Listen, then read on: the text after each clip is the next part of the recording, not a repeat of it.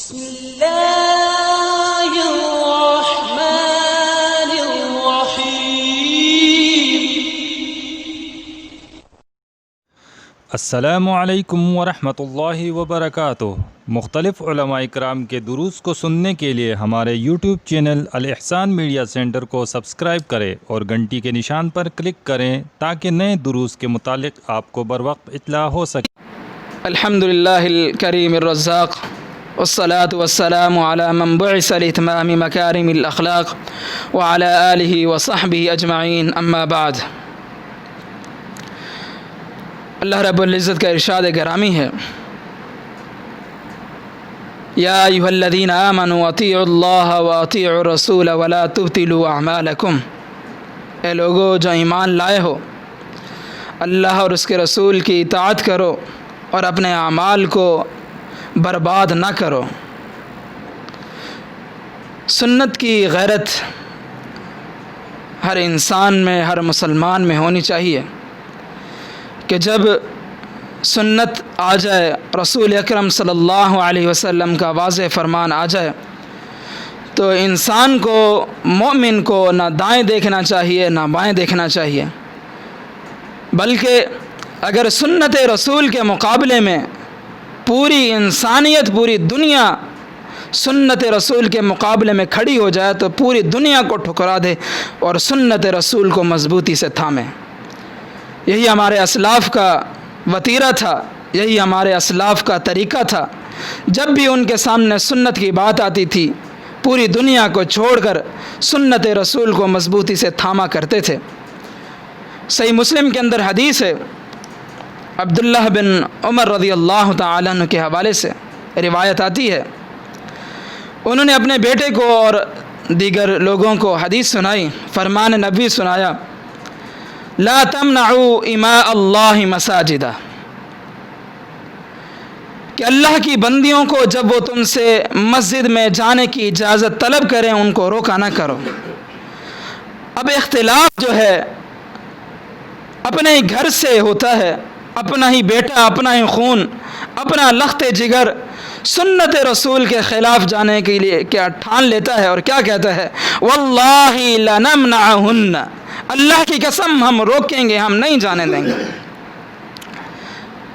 صحیح مسلم کے اندر یہ الفاظ ہیں، فسبہ، عبداللہ بن عمر رضی اللہ تعالی عنہ کے دل میں سنت کی ایسی غیرت تھی کہ جب سنت کے مقابلے میں بیٹا سامنے کھڑا ہو گیا تو کیا کیا، فسبہ، ان کو برا بلا کہا، ان کو سمجھایا، فضرب علی صدری، بلکہ سینے پر زور سے دے مارا۔ اور مسند احمد کے یہ الفاظ ہیں، فما کلمہ عبد اللہ حتی مات، عبداللہ بن عمر نے جب تک زندہ رہے اپنے اس بیٹے سے کبھی کلام نہیں کیا، بات نہیں کی۔ یاد رکھیں، دنیاوی معاملات میں ناراضگی 3 دن سے زیادہ نہ ہو، قطع تعلقی 3 دن سے زیادہ نہ ہو،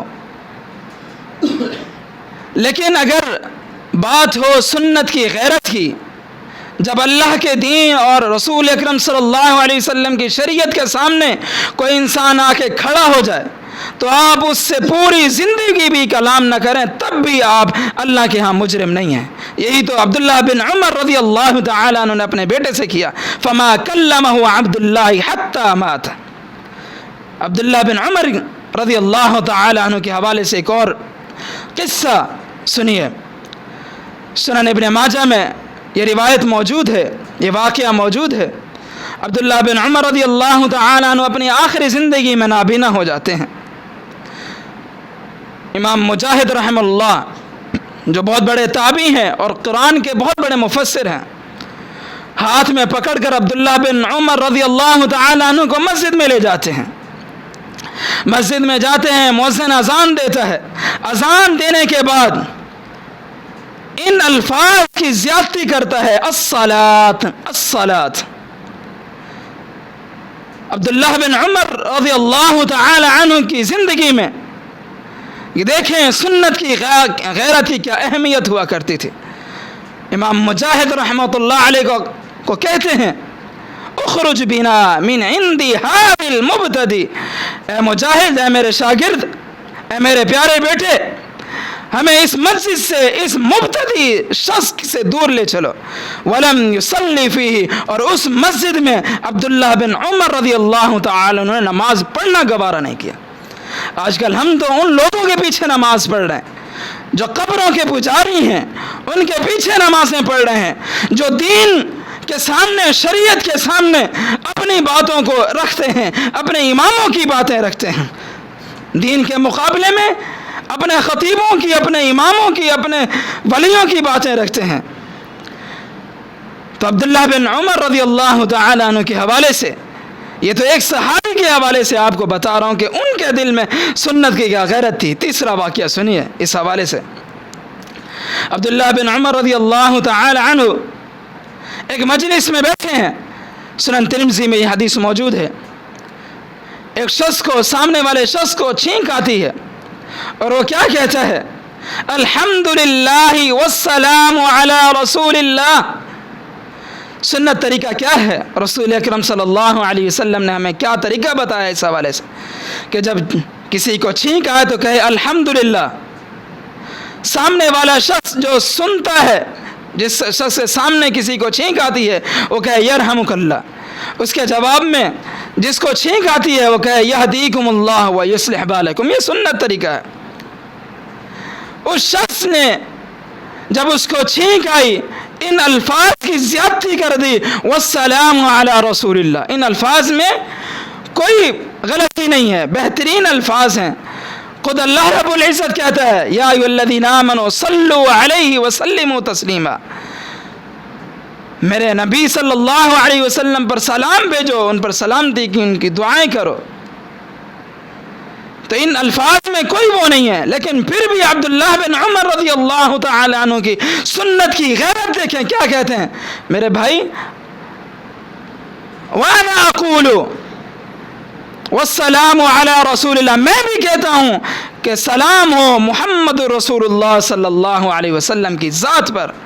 وَلَيْسَ هَكَذَا عَلَّمَنَا رسول اللہ صلی اللہ علیہ وسلم، لیکن اس طرح کے الفاظ رسول اکرم صلی اللہ علیہ وسلم نے ہمیں نہیں سکھائے۔